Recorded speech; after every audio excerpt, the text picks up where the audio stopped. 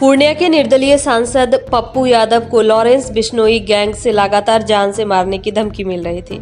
अब उनकी सुरक्षा बढ़ा दी गई है, मगर यह सुरक्षा सरकार ने नहीं बल्कि पप्पू यादव के एक चाहने वाले दोस्त ने बढ़ाई है। पप्पू यादव के एक करीबी दोस्त ने उन्हें bullet proof land cruiser gift की है। अब पप्पू यादव इसी लैंड क्रूजर में अपनी यात्रा करते नजर आ रहे हैं। पप्पू यादव ने कहा कि भले ही सरकार उनकी सुरक्षा पर ध्यान न दे, लेकिन उनके दोस्त पूरे बिहार व देश मेरी सुरक्षा के लिए खड़े हैं। पप्पू यादव ने ऐलान किया कि जो लैंड क्रूजर गाड़ी उन्हें गिफ्ट में मिली है उसे रॉकेट लॉन्चर भी उड़ा नहीं सकता है। बुलेट प्रूफ लैंड क्रूजर सुरक्षा के दृष्टि से काफी सुरक्षित मानी जाती है। इसमें लेड और पॉलीकार्बोनेटेड के मिश्रण से बने बुलेट प्रूफ बैलिस्टिक ग्लास को लगाया जाता है, जिस पर आमतौर पर 500 राउंड गोलियां झेलने की क्षमता होती है।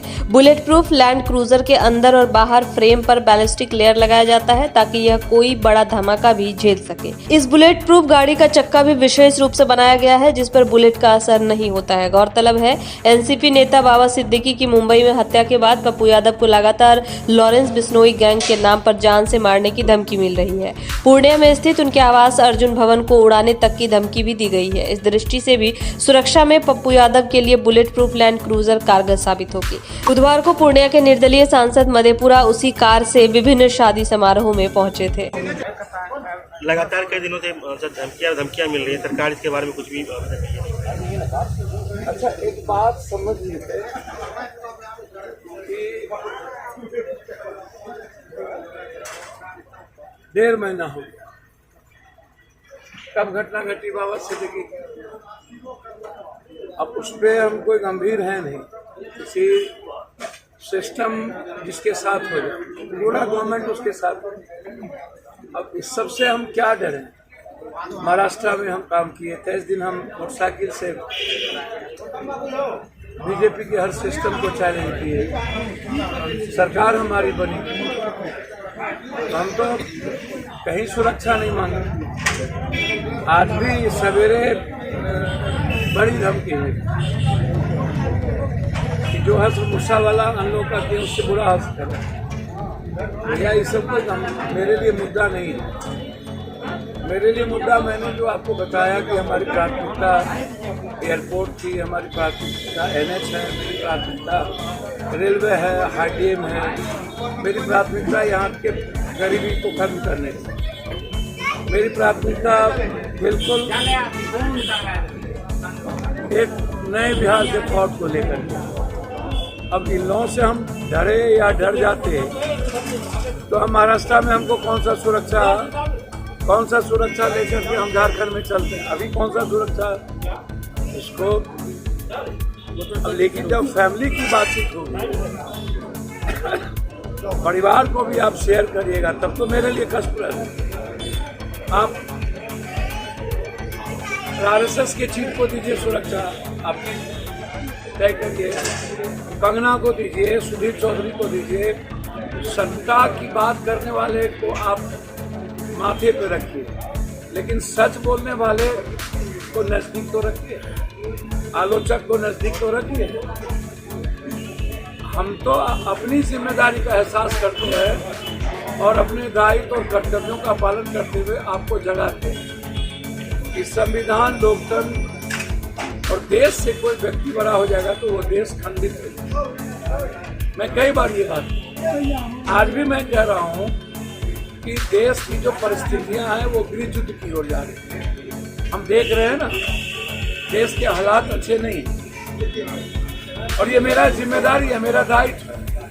अभी जो घटना घटित हुई संभल में, आप 5 लोगों को मार दिए, या वक्फ बोर्ड पर आप जिस तरीके की बात कर रहे हैं, तो यह संविधान के पहले 1942 के एक्ट को भी मोदी जी को पढ़ना चाहिए। और संविधान के पहले हमारे यहाँ मंदिर, मस्जिद, बौद्ध धर्म, इस्लाम, सनातन सब लोग थे। सभी जगह मंदिरों में भी, मस्जिदों में भी, गुरुद्वारे, चर्च में, सभी जगह स्वतंत्र उनके पास संपत्ति है। ये किसी सरकार की नहीं हो सकती। आप किसी के निजी संपत्ति का अधिग्रहण कर सकते हैं, लेकिन जिस तरीके का माहौल पैदा किया जा रहा है, तो क्या मैं इससे भी बोलने से चूक जाऊं? जो नफरत पैदा की गई थी झारखंड में, उसको चैलेंज के साथ हमने लिया। विश्वकर्मा को कोई बोलने के लिए हिम्मत नहीं, डर लगता था लोग। तो अब आपको यदि मैं रोकूं तो आपका पूरा सिस्टम क्रिमिनल का साथ दे दे, कभी पाकिस्तान, कभी मलेशिया, कभी नेपाल, और हर दिन कोई नई चीजें।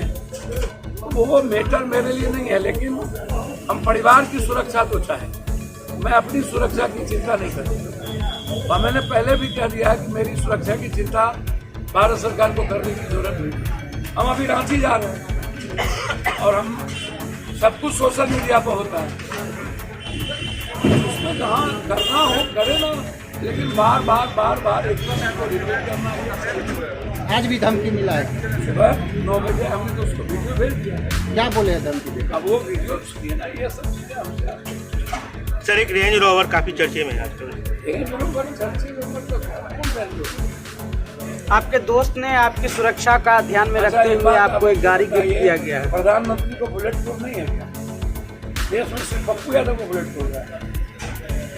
तो क्या ये हम मान लें कि पप्पू यादव की सुरक्षा को लेकर के सरकार गंभीर नहीं है, उनकी सुरक्षा का ख्याल उनके दोस्त रख रहे हैं? 24 धमकी मिली और मैंने मयंक सिंह का नाम भी बताया, मलेशिया, मैंने पतरातू में तो हम जाके कैंप किए और हमारे कैंडिडेट जीते वहां। कभी चुनाव नहीं जीतता था, हम छतरपुर जीते, हम विश्रामपुर जीते, हम शिव गढ़वा हारे उस इलाके में। हमको तो धमकी मिली पतरातू नहीं आने की। हम हेलीकॉप्टर से गए, हम मोटरसाइकिल से गए। हम दुनिया में आज तक सुने हैं कि पप्पू यादव को डर नाम की चीज है। अब ये छोटी बातों को तो बहुत छोटी बातें हैं, ये बुलेट प्रूफ गाड़ी, तो ये सब बिल्कुल हल्की बातें। हम जब खुद अपनी सुरक्षा, जब कोरोना में हम को मरने जीने की कोई चिंता नहीं थी, जब बाढ़ में नहीं थी, तो आज किसी के गोली से कब कितना डरे पप्पू यादव? डर नाम की चीज नहीं है पप्पू यादव के भीतर। जो गलत होगा उसको हम सच बोलेंगे, उस सदन में सुनिएगा। 30 तारीख से आप सदन में सुनिएगा कि मैं क्या बोलता हूं। सर, सरकार को मैं सिर्फ बिहार के हिस्से की बात करूं, अपनी सुरक्षा इस जन्म में नहीं मांगू।